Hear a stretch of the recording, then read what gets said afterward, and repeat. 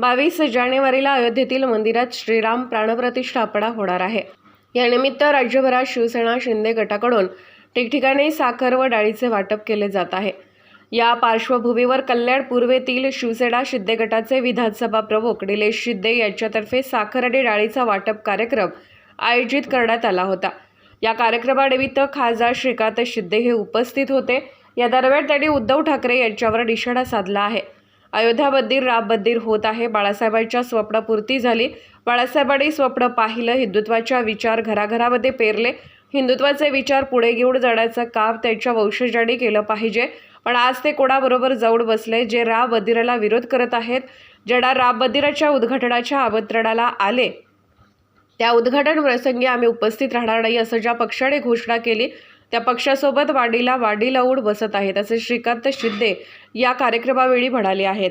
विभागामध्ये आपण हा कार्यक्रम हा उपक्रम माननीय मुख्यमंत्री एकनाथ शिंदे साहेबांच्या मार्गदर्शनाखाली या ठिकाणी घेतोय आणि आपण सगळे लोक याच्यामध्ये सहभागी झालात त्याबद्दल आपल्या सगळ्यांचे देखील मनपूर्वक धन्यवाद व्यक्त करतो। हा जो कार्यक्रम आहे समोरच्या लोकांनी खाली बसा, मागून बोलतात खाली बसा, त्यांना बघायचंय। झालं का? 2 मिनिटं आपले घेतो मी की येणाऱ्या 22 तारखेला जे आपण सगळे लोक वाट पाहतोय की प्रभू श्रीरामांचं मंदिर हे अयोध्यामध्ये कधी होत आहे आणि कधी त्याच्यामध्ये जे प्रभू श्रीरामांचं आगमन त्या ठिकाणी होत आहे आणि ही वाट पाहत असताना आज सगळ्या शहरांमध्ये असेल, पूर्ण देशामध्ये असेल, एक राममय वातावरण जे आहे तयार झालेलं आहे। सगळे लोक जे आहेत त्याच्यामध्ये न्हावून निघालेले आहेत आणि सगळे लोक जे आहेत ते 22 तारखेची वाट जी आहे ती या ठिकाणी पाहत आहेत। माननीय बाळासाहेब ठाकरेंची इच्छा होती, स्वप्न होतं, ती स्वप्नपूर्ती जी आहे ती 22 तारखेला या ठिकाणी या देशाचे यशस्वी प्रधानमंत्री नरेंद्रजी मोदी साहेब या ठिकाणी करतायत।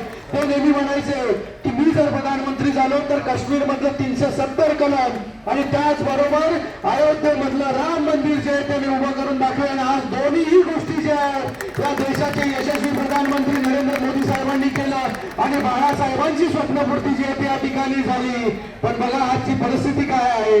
बाळासाहेबांनी जे स्वप्न पाहिलं, जे हिंदुत्वाचे विचार जनाजनामध्ये पेरले, जे हिंदुत्वाचे विचार पुढे घेऊन जाण्याचं काम जे आहे हे त्यांच्या वंशजांनी करायला पाहिजे होतं, त्यांच्या नंतरच्या लोकांनी करायला पाहिजे होतं। पण ते आज कोणाबरोबर जाऊन बसले जे राम मंदिराला विरोध करतायत, ज्या पक्षाला जे आहे हे राम मंदिरासाठी आमंत्रण आलं पण त्यांचा जे राम मंदिराला आमंत्रण येऊन सुद्धा राम मंदिराच्या या उद्घाटना प्रसंगी हजर आम्ही राहणार नाही असं जे आहे हे जाहीर ज्या पक्षाने केलं, आज त्या पक्षाबरोबर हे लोक मांडीला मांडी जाऊन बसले। पण बाळासाहेबांचे विचार हिंदुत्वाचे विचार पुढे घेऊन जाण्याचं काम जर कोण करत असेल तर माननीय मुख्यमंत्री एकनाथजी शिंदे साहेब या ठिकाणी करतायत आणि त्या